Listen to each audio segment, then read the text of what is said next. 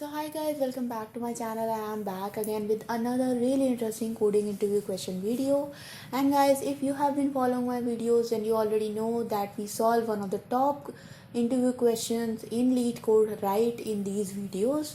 And guys, if you like my content and you want to support me, please do subscribe to my channel, hit the bell icon for future notifications. Also guys, do give this video a big thumbs up and also share it with your friends as well.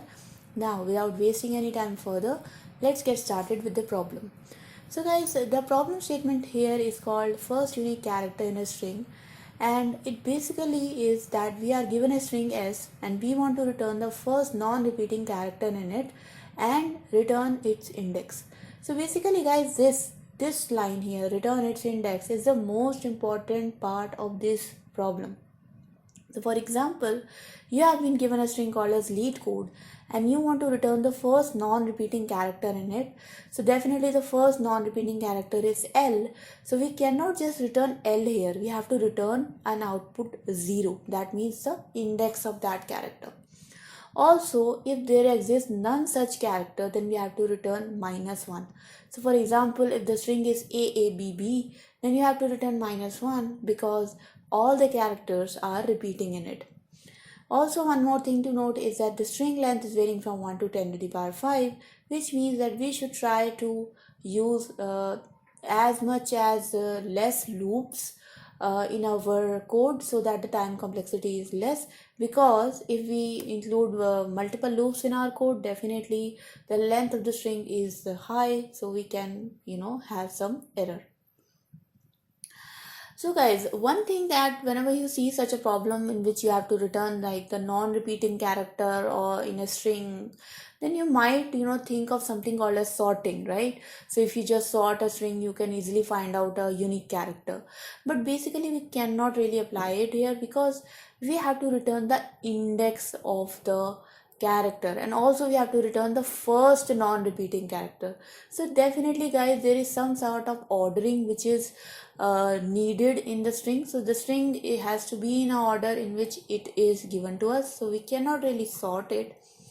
Another thing is that you can definitely apply a brute force solution in which we can run two loops, and we can just take this character L, compare it with all the characters in the string and see if there is any more occurrence of that character or not.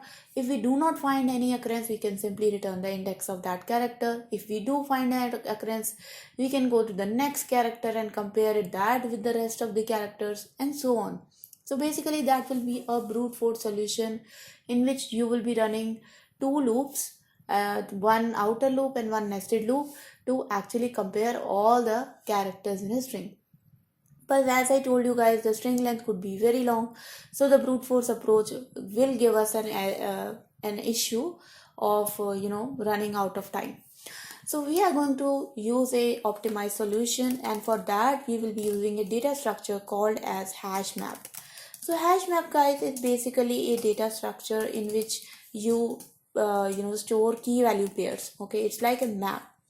And what we are going to store here guys is we are going to store here a character as a key, and the value of that character will be the length of number of times that character has occurred in a string. Okay, so let's see here.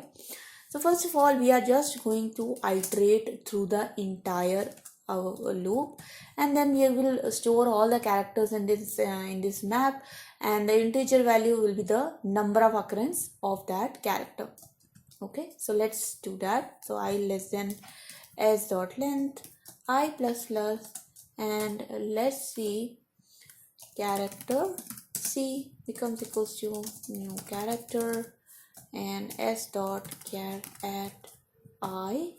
This will just give us the ith character of the string.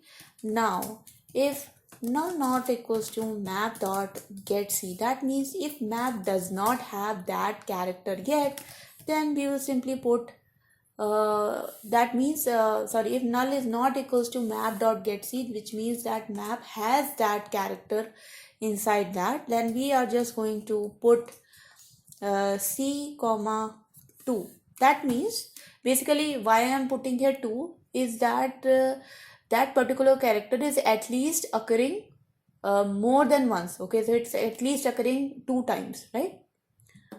Or you can just increment the number of times the character is there, but we do not really need to find out the number of occurrences of every character. If any character is found again inside the map, we can just put its occurrence to 2, right? If a character is not found inside a map, you can just put here map dot put character, and the number of occurrences is 1, right? Okay guys, so now your map is basically completed. Okay, so what you can do is, now your map is completed. Now I will create another loop from I0 to I less than s dot length I plus plus, and let's create a variable called as result, which will be -1. Okay, so if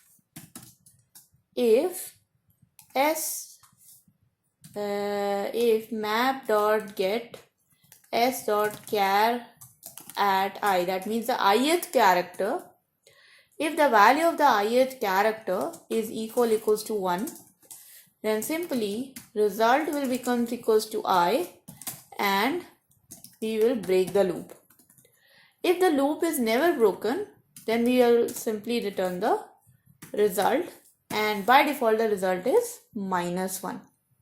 Okay, so let's run this code guys, and let's see if it works or not. Okay, so definitely we have some issue here. Okay guys, so because string is a Java object, it's not an array. So whenever you are using the length attribute, you have to make it as a function. Okay, let's see, the code is running. Yeah, definitely I have to fix it here also. So this is kind of a confusing thing for me always, that because in array you use, yeah. Okay guys, so my input is lead code, my answer matches my expected answer. So before submitting this, let's run some other test cases as a custom test case guys. So let's take this test case here, let's run this against this test case, and let's see if it works for the custom test case also. And you can see that it is working. And one more thing I have to test is the -1 condition. So let's see if it works for the -1 as well. And yes guys, so basically all the test cases which are mentioned in the examples are running for us, and now I think it's safe to submit this solution. Now I have submitted the solution, and you can see guys that my submission result is accepted. And definitely guys, we are only running 2 loops here, so the time complexity will be order of n, and my runtime is pretty acceptable. My memory distribution is also really acceptable guys. So this solution is one of the most optimized solution for this type of problem. I hope you guys learned something from this, and your coding practice has improved after looking into this solution. And that was all about the videos guys. Please do write your comments in the comment section below, your feedback, your questions about any coding related thing. I would be happy to answer them. Also guys, please do not forget to subscribe to my channel, hit the bell icon for future notifications. Also guys, please do like this video, share this video with your friends as well. And until next time, thank you so much everyone, and bye bye.